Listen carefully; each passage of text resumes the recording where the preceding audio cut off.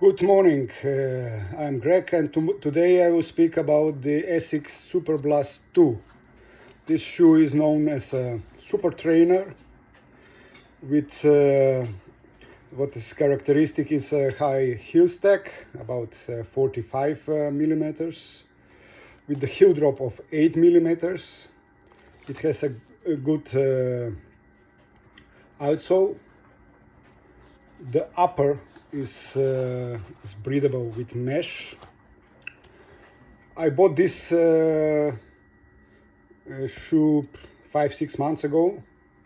So far I'm using this one for the long runs. This morning I did also a long run, and at some moment I was feeling not very nice. I was running easy miles, but on easy miles it was something like 5:30, 5:40. It was not feeling very nice. Comparing to the other shoes what I'm using, this is a bit firmer. So for the people who like firm ride, it will be very great choice. Today I was doing my long run, and first 10 kilometers I was going up something 5:30, 5:40, about 9 kilometers per mile pace. And at some moment at my training I had to pick up the tempo, and then I start to run about 5 minutes per kilometer, something like 8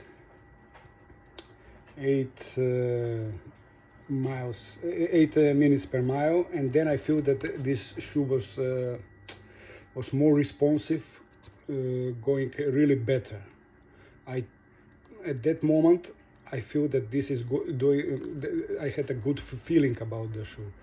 So far I did many long runs, about 20 out of the box. I think I did 31 kilometers, and I have about maybe 250 kilometers so far. So I can say, I can agree with the rest of the community. They say this is a really durable shoe, because if you see it after 250, the outsole is still great. Upper is also not damaged, and I am, as I said in one of my previous reviews, I'm not the easiest. I'm about 81 kilos, so I'm not so easy. I'm a bit not so light runner. So I would say it's a great long run shoe, but then the but is if you should do not so easy pace, because on the easy pace I feel that some soft shoes are doing better. So therefore I would recommend it for the long run with steady pace up to marathon pace, because when I tried to run on marathon pace today, it was costing me a bit more effort. So I was running about 450, 455 for 5-6 kilometers. That was going fine, but I was not so happy. As competitors of this shoe, I would name New Balance Balos. It's also a light shoe, but a bit softer, with other heel drop. The other one, which is more similar to this, is a Hoka Bondi.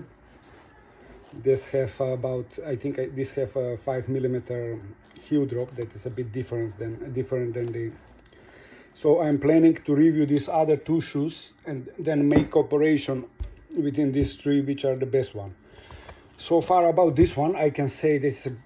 I'm using it for the long runs. Today I realized that it's better if you do a long run with steady parts.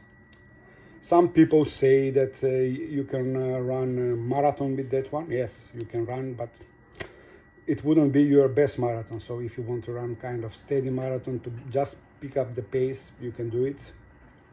But you should have in mind that this one, the heel stack is 45 millimeters, so officially is not illegal.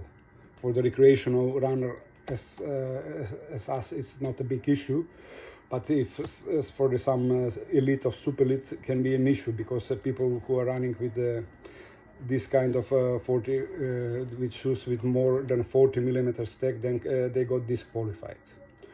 So I would say it's a proper shoe, good one, but my doubts are, does it worth the money? Because this one costs about 220 euros in Europe, about 200 pounds in the UK. In US, I think there was also, is not the cheapest. So that is the issue with this one. It's a good, proper shoes, durable, but does it worth the money?